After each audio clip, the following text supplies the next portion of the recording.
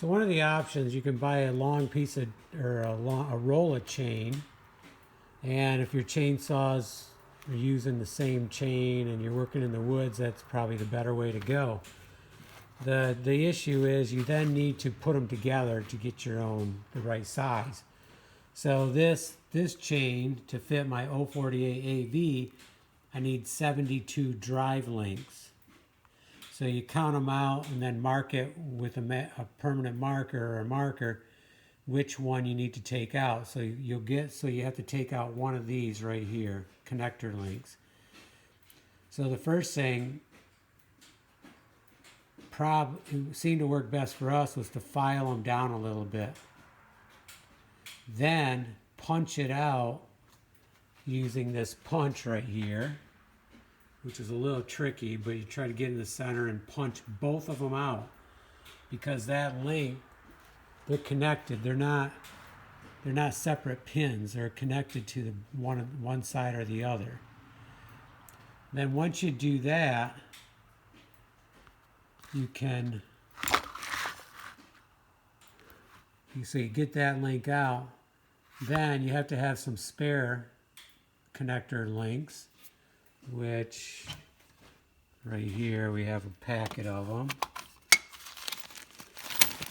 So I had to make sure I had the right size, because we used to only have one size chain, but then since then other chainsaws were purchased with different sizes. So it turns out this is probably the only size we ever made up. I don't think we ever made chain for the smaller chainsaws. So then you put it in here, and it's kind of tricky to hold it in. I use a pair of needle nose pliers to kind of hold it together. You get it just right, and then it'll be sticking out on this side, the part that needs to be bent over.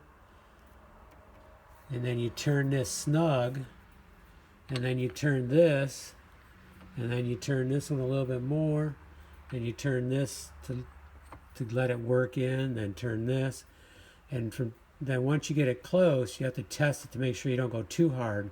If you go too hard, then the chain doesn't want to bend good. So it took a while to do this one, because I had a problem. I thought I only need to pop one of the rivets, but they're not really individual rivets. You have to pop both of them in that connector link.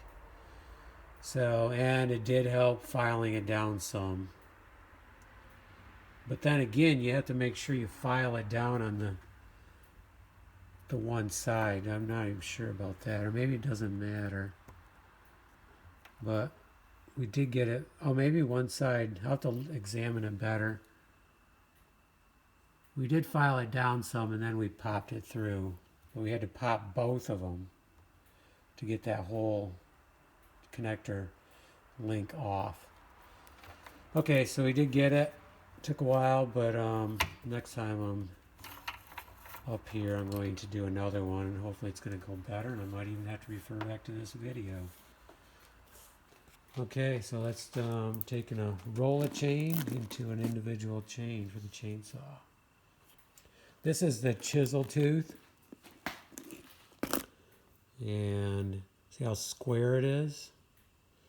That's my favorite chain. Although I've heard people say they don't like the chisel tooth, they like it rounded more. But it's something I just kind of got used to, and I always use the chisel tooth. But of course we bought a big roll of it, so might be another reason we keep using the chisel tooth. Oh, and one other little note, my father did pick up this sharpening aid for the, and right now it's set for the small chainsaws. And it worked pretty slick. You have two round files, a flat file, round on each side, and then you have these bars, and they slide across one of the tooth. And then, so what it does is sharpens the tooth and takes the raker down at the same time. And the reason it's slanted is that's your angle you should be sharpening at. So you put the chainsaw in the vise, and then you slide across like this, and it worked pretty good. But the way I see, you'd have to have one for each size chain you have.